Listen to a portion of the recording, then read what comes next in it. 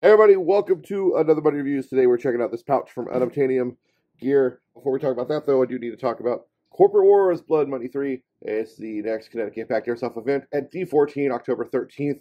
This handsome man in front of you, that is me. Use the code on that picture, Muddy, at the link in the description below for $5 off your ticket. Now on to the review. So this is the Unobtanium Gear M4 SLEDS pouch. Stands for Slim Elastic Double Stack. It is the M4 AR version. I do have this nice little QR code here. If you were at a fine establishment that was selling these and you wanted to know more, you could hit that QR code. It would take you to their website. It would take you right to this product. And you can read up on it. Or you could just go to YouTube and Google or type in SLEDS pouch and you would find my video. But you're already here, so that's irrelevant. The SLEDS M4 AR. What is this guy? What does it bring to the table? What it brings to the table compared to something like a Blue Force Gear, HSGI Taco, etc., etc., etc., is it has this Tegris sheath built into the front, helps for some forward-face rigidity, but on the back, it's still pliable enough to easily mount to something. The rear is done in half-inch increments of laser-cut sections, getting rid of the old style of PALS grid of 1-inch webbing or 1-inch laser-cut increments. These half-inch increments actually make for a better hookup to a belt or even a kit to kind of dial in and fine-tune the use of these straps. The entire pouch is laser cut squadron laminate. It's in multicam, as you can see, and it's just a little C-shaped pouch, more or less, and you sew everything down to these two sections of 4-inch elastic in multicam. This is the single print. It's nice to see they're using this versus 2-print because 1, it saves you, the consumer, money, and 2, it saves them a little extra money in the construction. The actual PALS arms are part of the same laser cut laminate. They do have, looks like a laser burned in, yeah, it says UG SLEDS M4 AR right there. Really hard to see. The stiffeners are Tegris, as you can see right here. Little pieces of Tegris that they have sewn in to make little stiffener tabs. Sewing is really good. It's double stitched and heavily stitched everywhere you want it to be, all the stress points. The elastic has good heavy double stitching, so you're not going to have any tearaways or problems over numerous indexes and reindexes. I'm sure there is a breaking point to this pouch. At some point you'll have a failure, probably not anytime soon. The face has 4 laser cut slits for PALS, so you could kangaroo a pistol magazine pouch or a small like tool pouch or something on the face of it.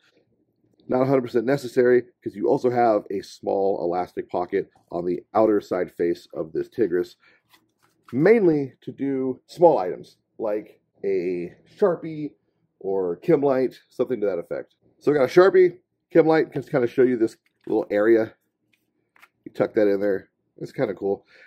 You can get a magazine in here. Do I have one handy? I do.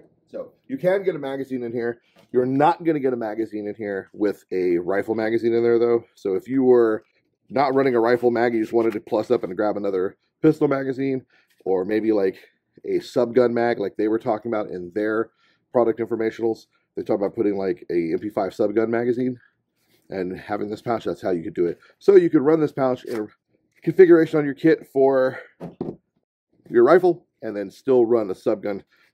Would that be applicable to my prepared citizens? Maybe. More applicable probably to my airsofters and my active guys. I've yet to find it on their site or anywhere else. Now, I know they make a really cool placard. They make a SLEDS-K placard, which is a placard that is intended to be optimized for AK magazines. And then that placard allows you to run AK, 7.62x51, 20 rounders, 40 round, if I remember correctly, it was like 40 round mags, and I like the PMags and regular PMags, etc.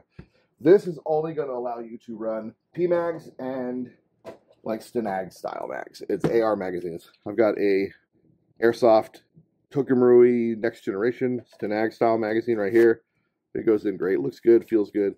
There's no binding or hangups. Then I've got a Matrix PMag. Same thing. I know some of you out there watch some of my stuff here and there, and you do real steel stuff too. And I don't a lot of times show real steel magazines inserting into the stuff, mainly because I focus a lot on airsoft because that's just kind of what I dig. But all the real steel counterpart magazines will work on these as well. That's a Airsoft Lancer L5 magazine, and it fit in fine. So you shouldn't have an issue with your AR magazines. I'm pretty sure it'll take just about anything under the sun that's an AR specific mag or close enough. I will tell you, you're not going to get an AK mag in here. You can get a 74 mag in, you're just not going to be able to get it out easily. The lugs, you have to put it in a funky angle to keep the one lug from catching on this lip. And then once you have it in, you're going to have an issue with the other leg catching down here on this lip, and it's just going to be bummy. You're not going to like it. I have not seen this. Oh, I was talking about the SLEDS-K. So I have not seen the SLEDS-K in a single pouch yet. I kind of hope they do release a single SLEDS-K, because I would like to run a full SLEDS-K setup on my AVS. It'd be cool if they made an AVS SLEDS-K flap and then the single SLEDS-K, so I could just have one unobtainium setup and I could just run multiple mags in it. I like these quite a bit.